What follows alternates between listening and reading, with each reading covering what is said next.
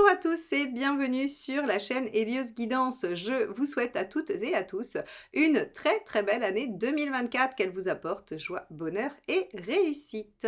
Avant d'aller se pencher sur votre sphère affective et émotionnelle pour ce début d'année, les Sagittaires, je voulais vous informer que toutes les dates de formation sont sorties pour le premier semestre 2024 sur mon site heliosguidance.com et les inscriptions sont ouvertes jusqu'au mois de juin.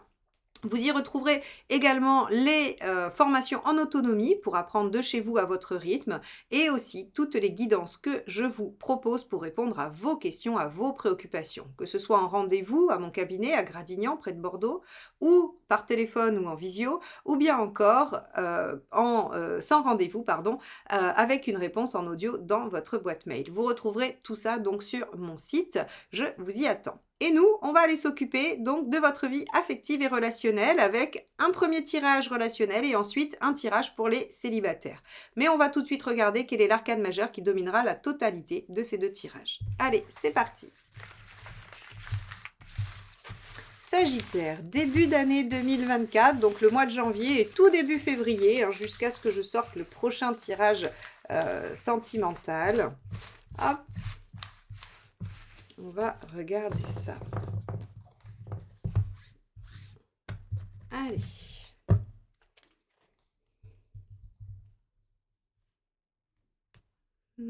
Celle-ci.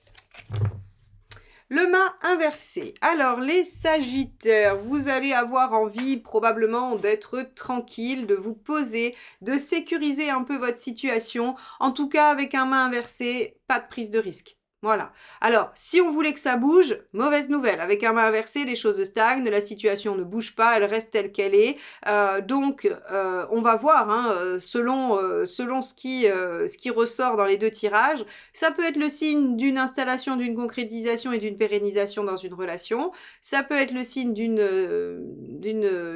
stagnation au niveau célibataire, mais on regardera ça plus précisément dans le tirage. Alors, on va regarder tout de suite, dans un premier temps, le tirage relationnel et quel est l'état d'esprit de votre partenaire. Allez, c'est parti pour les Sagittaires. Quel est l'état d'esprit du partenaire ? Hop. La justice. Alors, on a quelqu'un en face de vous, décidé à se faire entendre, à prendre des décisions, à trancher. On peut avoir quelqu'un d'un peu jugeant, un peu rigide en face aussi, quelqu'un qui a du mal à revenir sur ses positions ou qui a du mal à se remettre en question. Avec la justice, de toute façon, des choses vont être dites et des décisions risquent d'être prises puisque, en tout cas, c'est l'état d'esprit dans lequel la personne à qui vous pensez au moment du tirage se trouve actuellement, ou en tout cas pour cette période. Alors, on va regarder vous, dans quel état d'esprit vous êtes.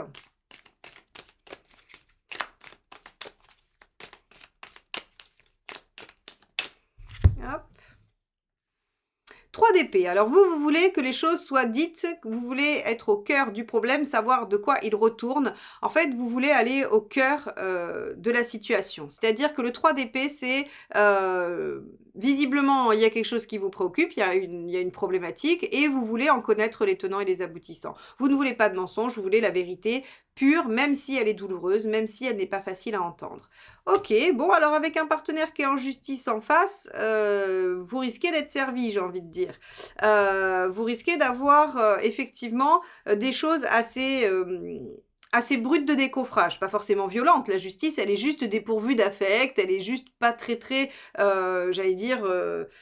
douée pour enrober les choses, pour trouver la bonne façon de le dire. Voilà, la justice, si c'est blanc ou si c'est noir, elle va vous dire, bah voilà, c'est blanc, c'est noir. Elle va pas vous dire, bah en fait c'est un gris qui va être un peu foncé et qui pourrait quand même tendre un peu vers ce qu'on pourrait appeler du noir. Vous voyez, ça serait tempérance qui parlerait comme ça.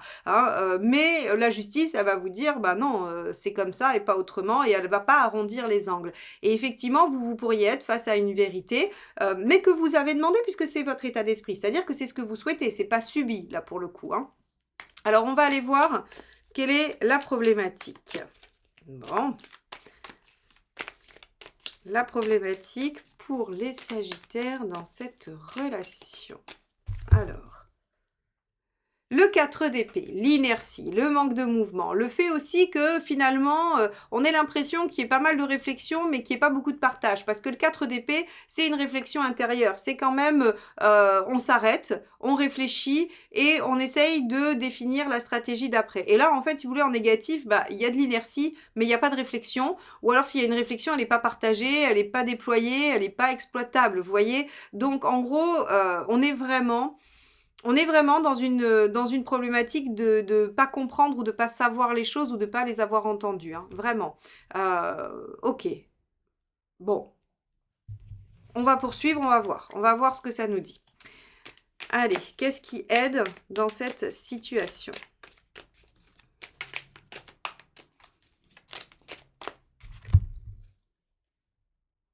Valet de Pentacle.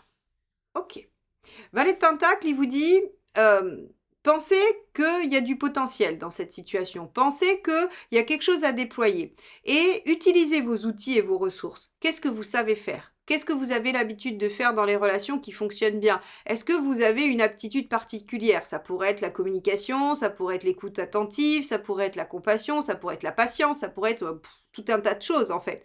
Peu importe. Ici, le Valet de Pentacle, il vous dit utilisez vos qualités, vos ressources pour déployer la situation en présence. Soit le projet, l'envie, la problématique, la relation, peu importe. En tout cas, on vous dit utilisez ce que vous savez faire, ce qui est en vous. Essayez de le déployer parce qu'il y a quelque chose à aller chercher. Bon. Très bien, on va voir ce qui n'aide pas. Mystérieux ce tirage, les Sagittaires. En même temps, c'est un peu le principe avec un 3 d'épée. On cherche à comprendre le mystère, donc forcément. Allez, on y va. Qu'est-ce qui n'aide pas? Valet de bâton. Se disperser, ne pas aller droit au but, tergiverser ou même abandonner. Hein, puisqu'on va être dans les deux extrêmes négatifs du valet de bâton. Soit c'est, voilà, je me disperse, je vais dans tous les sens et j'ai perdu de vue l'objectif. Ou bien, je me mets même pas en mouvement, je laisse tomber, j'abandonne avant même d'avoir démarré, avant même d'avoir commencé. Alors quand je dis avant même d'avoir démarré, avant même d'avoir commencé, attention, je dis pas que ça fait pas déjà quelque temps que vous êtes sur le problème, hein, mais en tout cas là, on vous dit, bah, l'inertie ou l'éparpillement ne va pas vous aider, très clairement. Donc on vous dit, bah, il faut déployer le potentiel grâce à vos ressources et ne pas vous perdre hein, dans cette... et en même temps, il faut garder le cap. Et effectivement, pour garder le cap, il vaut mieux être au clair. Il vaut mieux savoir les choses. Bon. Quelle est l'intention du partenaire? Hop, celle-ci a sauté. Je vais aller la chercher. Hop là. Elle est tombée bien loin. As de coupe. Alors, bah super, parce que déjà, avec la justice, on avait quelqu'un d'un petit peu rigide, hein, d'un petit peu raide, et du coup, c'était pas tout à fait dans l'émotionnel, cette affaire.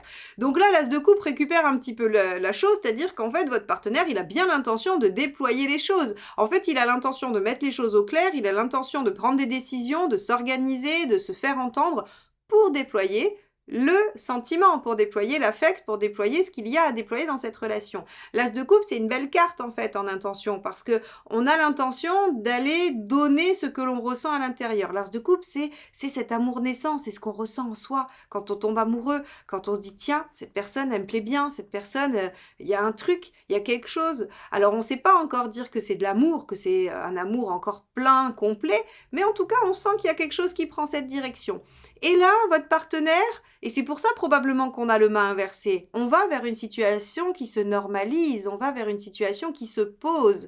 Hein, ici, le main inversé, il ne parle pas de stagnation, visiblement. Il parle du fait que finalement, on va pouvoir poser les choses et arrêter d'errer, arrêter d'être perdu, parce que il y a un partenaire qui va dire des choses, prendre des décisions. Vous allez aussi probablement entendre des choses où vous allez dire des vérités aussi, hein, probablement, qui vont permettre à chacun de déployer le potentiel et d'arrêter de se perdre. Intéressant, intéressant. Allez, vous, votre intention, quelle est-elle?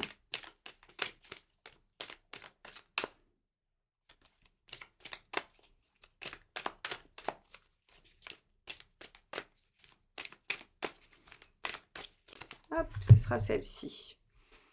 Roi d'épée. Ah, ok. Alors vous, Et vous avez vraiment besoin de comprendre, vous avez vraiment besoin de savoir. Alors peut-être que vous avez été un peu échaudé, hein, si ça se trouve, votre partenaire, ça fait un moment qu'il vous fait, j'allais dire qu'il vous balade ou qu'il vous fait un petit peu tourner en bourrique et donc vous vous dites: «Attention, je vais pas m'emballer, je vais pas me laisser embobiner» et donc hop, vous restez dans le mental, vous restez vraiment bien centré, à essayer de comprendre, à décortiquer, à aboutir, mais en tout cas, vous vous laissez pas, trimballer, j'ai envie de dire, hein, vraiment. Là, alors, on va voir, est-ce que cette attitude du roi d'épée, justement, c'est celle qu'il fallait et elle est bonne, ou est-ce qu'il faut l'assouplir? Ça, on va aller voir avec le résultat et les 3 conseils. Allez.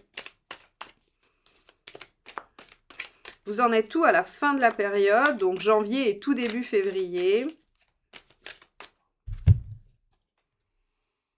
6 de bâton.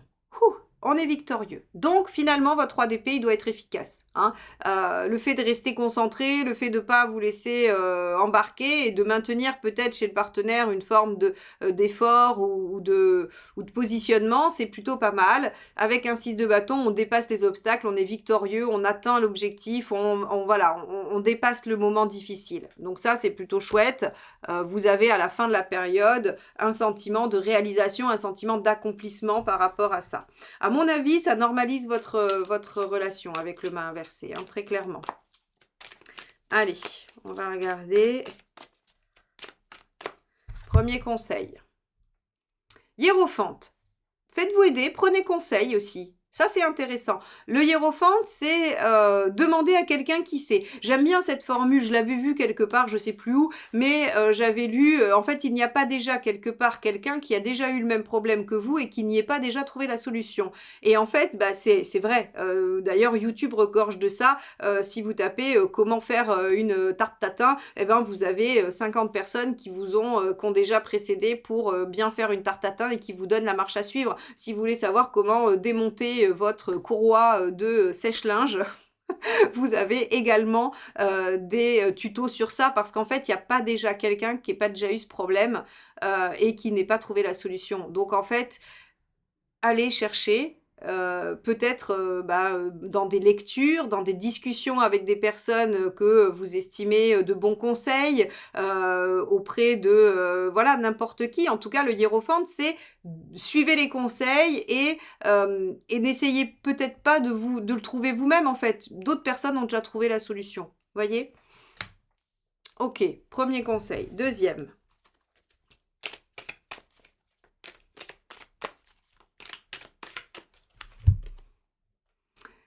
2 de pentacles. Faites des compromis. Transigez un peu quand même. Faites le 2 de denier, le 2 de pentacle, c'est celui qui en fait finalement vous demande de prendre en compte les différents aspects et de les concilier. Donc ça veut dire que s'il y a des choses qui peuvent être incompatibles ou incohérentes, on va quand même essayer de les faire coïncider, de les faire fonctionner ensemble. Ce serait quand même un peu mieux, ce serait plus pratique. Voilà, plutôt que d'être peut-être trop tranchant ou trop intransigeant. Voilà. Ok. On va aller voir le dernier conseil pour vous.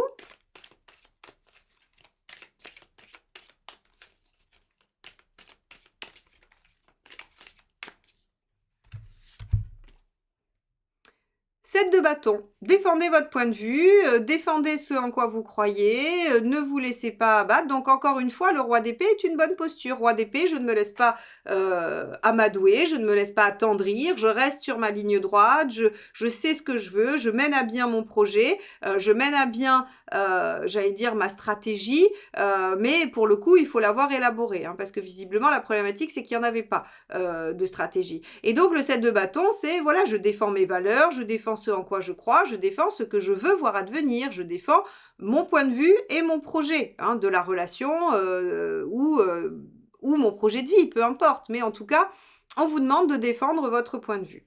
Bon, j'ai l'impression, les Sagittaires, que vous allez devoir un petit peu vous bagarrer, mais que c'est porteur. Et ça, c'est quand même l'aspect positif. C'est que même si il va falloir un peu aller chercher l'autre, il va falloir lui dire ses 4 vérités ou être capable d'entendre les 4 vérités, ça va nécessairement vous mettre en mouvement pour aller trouver une solution, pour être victorieux sur la situation, ce qui est pas mal. Et en plus, on a un ou une partenaire décidé à aller vers cet as de coupe, à mettre en œuvre ses sentiments et à peut-être les déployer un peu plus.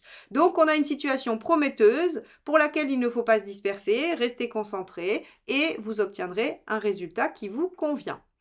Ok, bon, si vous voulez des éclaircissements sur votre situation personnalisée, bien sûr, n'hésitez pas à aller faire un tour sur mon site pour voir ce que je peux vous proposer pour explorer votre situation. Et là, on va aller voir le tirage pour les célibataires ou toute personne en travail personnel sur sa situation affective ou relationnelle. Donc, on y va pour ce second tirage. Pour vous les célibataires ou toutes les personnes qui êtes en travail personnel dans cette sphère-là. Allez, quel est votre état d'esprit? Donc on a toujours ce main inversé. On va voir comment il se décline dans votre tirage. Est-ce qu'il parle d'une envie de se poser un peu et d'attendre une autre période? Ou est-ce qu'il parle de stagnation et d'inertie? On va regarder. Allez, quel est votre état d'esprit? Bon, cavalier de bâton. Donc, on a une envie d'avancer, une envie d'évoluer, on a envie, j'allais dire, de poursuivre des efforts. Donc, visiblement, vous avez commencé des choses et on voit qu'il y a une envie de poursuivre, une envie de continuité, une envie de se mettre en mouvement vers quelque chose. Ok.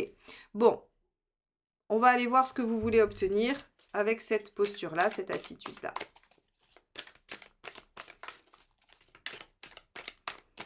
Quel est le souhait des Sagittaires grâce à ça?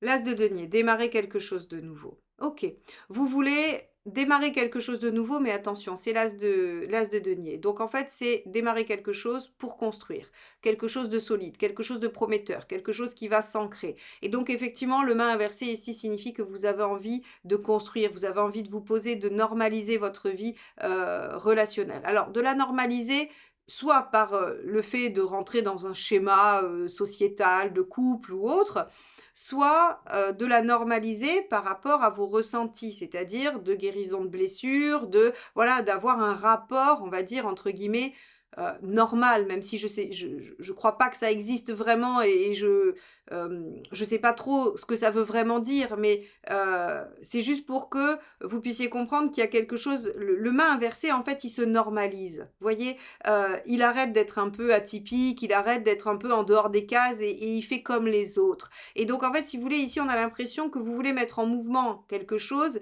qui va vous permettre d'avoir quelque chose qui ressemble un peu à tout le monde, c'est-à-dire soit d'être apaisé, tranquille, avec tout votre passé affectif, soit d'avoir une relation classique avec une construction qui se déploie comme chez à peu près tout le monde, vous voyez, hein, on va être dans cette recherche de quelque chose qui va se déployer, qui va s'ancrer, et qui pourrait être un petit peu normalisant, voilà, même si on est bien d'accord que ce terme n'est pas forcément très adapté, je pense que vous saisissez en tout cas le sens, hein, ce que je veux y mettre derrière.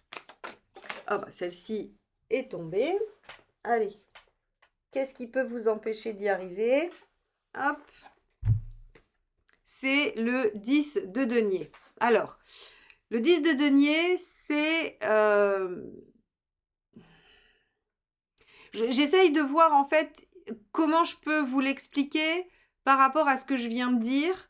En fait, vous voulez vous normaliser, ce qui pourrait en fait suggérer que vous voulez éventuellement correspondre à une attente.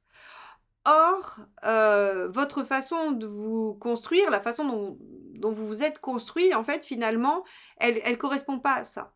C'est-à-dire que ce 10 de denier, c'est justement en fait votre socle. Et on pourrait imaginer que c'est toutes vos croyances limitantes, c'est toute votre construction qui vous amène finalement à avoir jusque-là eu peut-être des histoires compliquées, avoir eu un rapport à l'affect compliqué. C'est-à-dire qu'en fait, si vous voulez, c'est ancré. Ce qui entrave cette volonté de changement, c'est qu'il y a des choses qui sont profondes, il y a des choses qui viennent de loin puisqu'elles viennent de votre construction dès l'enfance. Avec le 10 de denier, on pourrait imaginer que c'est votre rapport à l'affect ou votre rapport aux relations que vous avez eues a été construit dès votre jeune enfance. Hein, voilà. Parce que le 10 de denier, c'est ce qui fait socle, en fait, si vous voulez. C'est ce qui fait socle et sur lequel on repose. Et donc ici, on nous dit, bah super, vous avez envie d'avancer, vous avez envie de déployer quelque chose qui vous permettrait de vous sentir peut-être plus ancré, de déployer un truc prometteur, bon, qui vous normalise un peu, mais en fait, on vous dit, le problème, c'est que vous n'avez pas été construit comme ça. Les bases qu'on vous a données, elles sont pas comme ça. Donc, du coup, bah, c'est un problème. C'est-à-dire qu'il faut lutter contre un naturel ou lutter contre une construction. Bon, ok. assez classique finalement, hein. Mais pas facile, parce que c'est du 10 quand même. Donc ça veut dire que c'est bien ancré, hein, que c'est bien, voilà, c'est bien vissé.